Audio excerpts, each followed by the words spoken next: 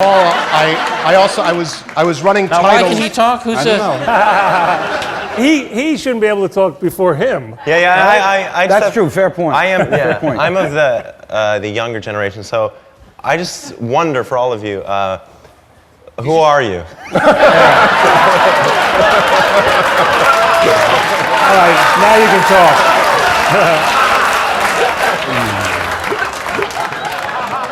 It's so good. It's so good because it's so mutual.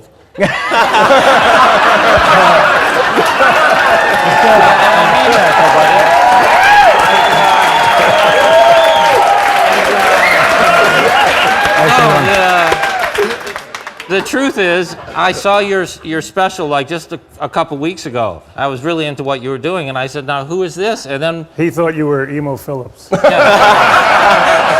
I'm a big fan of Bo's, and you kind of had a quick trajectory in a very short time, and people gave you shit for it without even having seen Yeah, the you. biggest reason people give me shit is since I came on the internet, they said that I didn't get enough criticism. I wasn't in the clubs grinding it out. But the truth is, for the older comics that say that, I want them to read 10,000 internet comments and see if they don't feel fully criticized. After that, I mean, like, it's the most vitriolic, personal. I mean, it's one thing for a heckler to have to heckle you on stage and own that moment, but when people are faceless and don't have to get the repercussions for that, What's the worst thing they've said about you? The first comment I ever got was when I was 15. It was "Go go gadget faggot." That's all it was. Well, all right, wait a second. That seems supportive. I know. And honestly, I meant it as supportive. we were racing to that. I know. We just cut you right off at the turn. No. Sorry, man. Just as well, as long as someone said it. So when I first met Bo, I asked him who his favorite comic is, and he said Hans Theeuwen. Exactly. He's a Dutch comedian. And when I met you, you were 9? I can't really talk about it because of the restraining order, but I was just blown away that you would even know who he was. Wait, what's his name? Hans Theeuwen. Can you do a little bit of this thing? He's a Dutch absurdist. One of the things he does is he brings out a sock puppet, which is a black sock. See, already I don't like him. Yeah, no. All right. It's a white sock. Oh, and then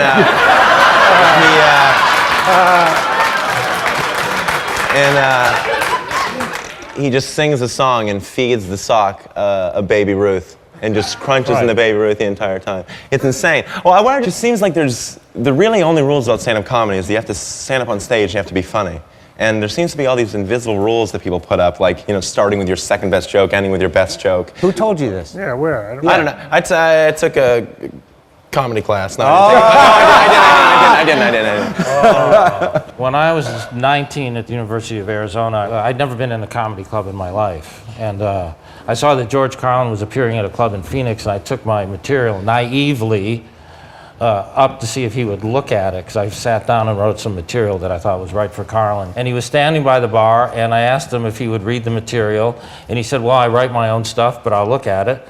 And he said, "Come back tomorrow night." And the next night I drove back. He, as it turned out, took me into his dressing room and had read everything and said, "Man, I think you're really funny. I think you're very green, but there's something funny on each page," because I think what he sensed is the essence of something funny. Yeah. And then that can be developed. Because at the core, your essence is funny, then you just attach it to your personality, which clearly should be checked. Hey, Garry, I got a couple of jokes that I... Well, there's a difference, though. You can still be introspective and not show any of that on stage directly. Oh. Like, I don't talk about life. I mean, you're so clearly, if I make this is a compliment, you are so clearly a very unique fellow that it's clear that just by being yourself, that stuff comes out of you. It doesn't mean that you have to talk about yourself necessarily. Right. No. Right. Yeah. Just play along. Just play along. I know that you've been on an internal journey, a spiritual journey. Would you call it a spiritual? Yeah, it's pronounced spiritual. Thanks. I've been meditating far too long to be happy about anything. Stand-up comedy and comedy seems so inherently Western. So, like, to understand Eastern. Oh. And that might be me being stupid. No, you're. But how does that affect your perspective on comedy? Because I don't lay really down think of some wisdom, Eastern. man. Wow. Yeah. What happened? Oh, that is the correct question. The answer to that takes a tad of time. I think the Eastern philosophy really encourages authenticity, and nothing but authenticity.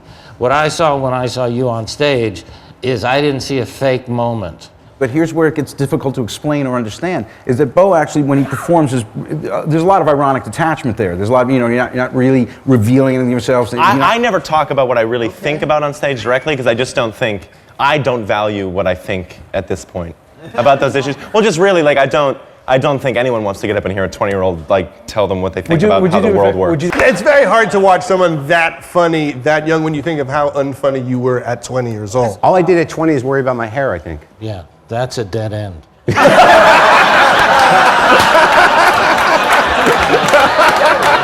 Hear about your journey. I want to know if you've attained anything through your study of Buddhism. I don't know if attained is the right word. So with the whole thing's a mess. I mean, you get closer to just being. What exactly does that mean? So translate it into comedy, what it means. Oh my God. Translate it into comedy? As a comic, I will. How do you? I will. It's closest to where he's starting, which is I'm not really trying to be anything right now. I'm sitting down. This is what I do. Do you think Bo's just healthy?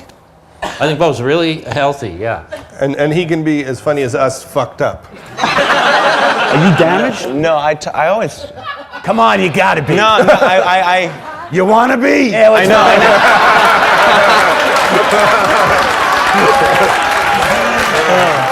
Oh man.